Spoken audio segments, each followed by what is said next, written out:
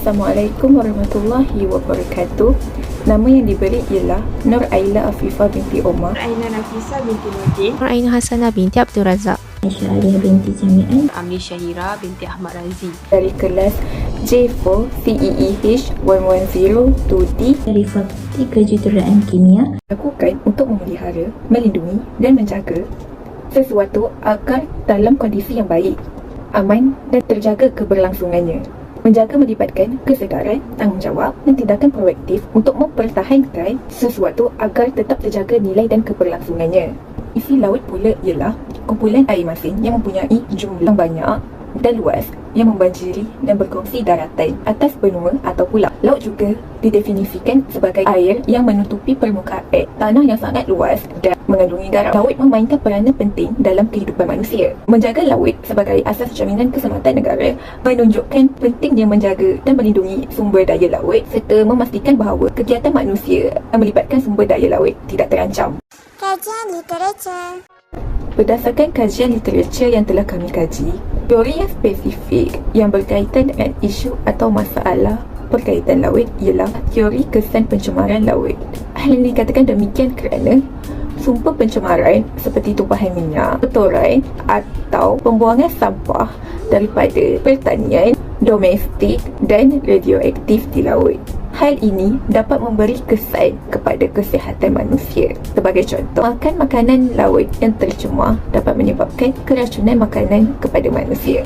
Selain itu, ekosistem laut juga terancam. Misalnya, bahan seperti logam berat dapat mencemari laut dan merosakkan rantai makanan laut.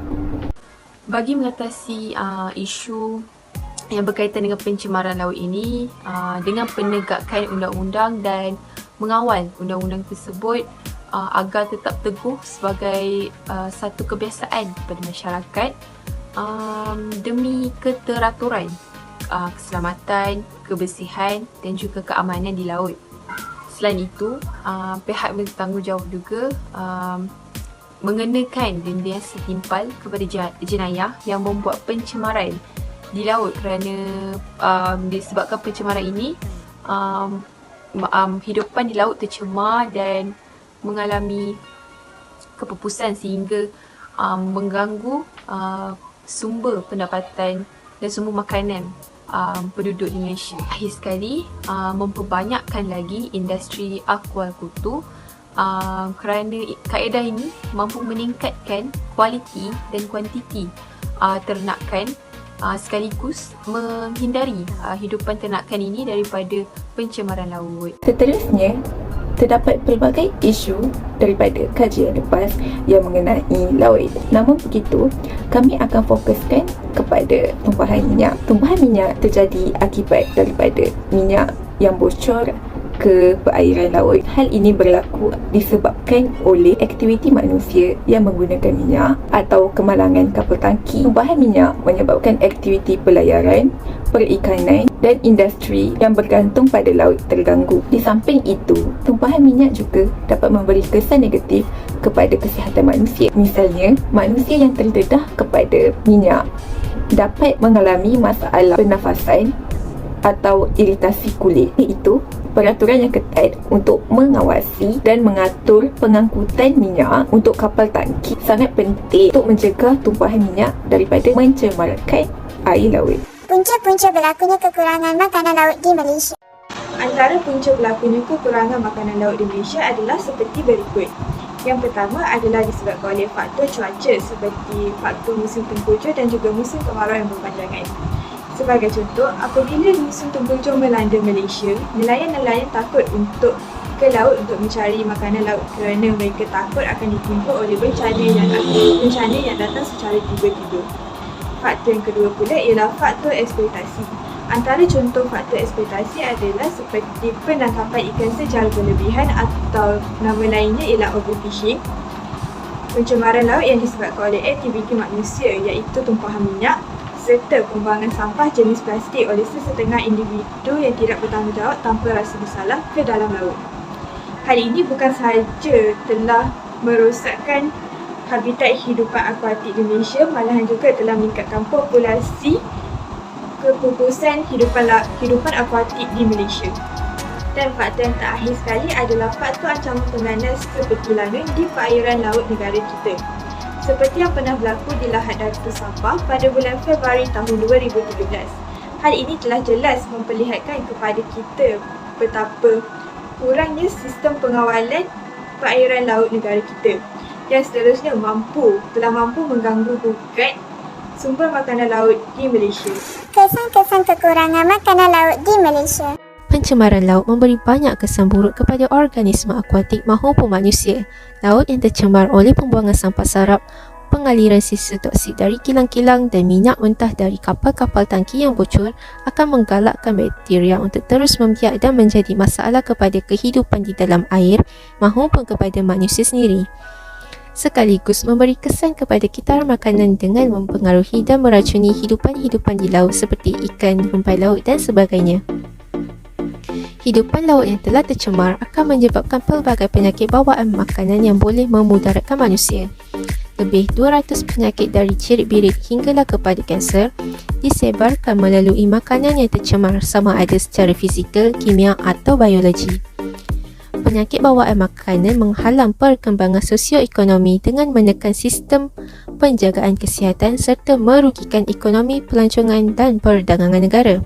Oleh itu, pemilihan dan penggunaan bahan mentah yang baik dan selamat adalah sangat penting dalam penghasilan makanan yang selamat untuk dimakan oleh manusia. Setiap individu perlu mendapatkan maklumat yang tepat dan betul mengenai kaedah pemilihan bahan mentah yang baik. Sebagai contoh, dengan melihat kepada keadaan fizikal makanan. Langkah-langkah mengatasi kekurangan makanan laut di Malaysia. Menerusi kajian literatur yang telah kami lakukan, terdapat pelbagai langkah yang boleh dilakukan untuk mengatasi pencemaran laut. Antaranya ialah undang-undang yang telah diwujudkan oleh dunia iaitu Undang-Undang Nombor 32 Tahun 2014 tentang Kelautan yang diwujudkan untuk mencegah kegiatan jenayah perairan Malaysia dari meningkat saban tahun kerana ia menjejaskan keselamatan makanan negara.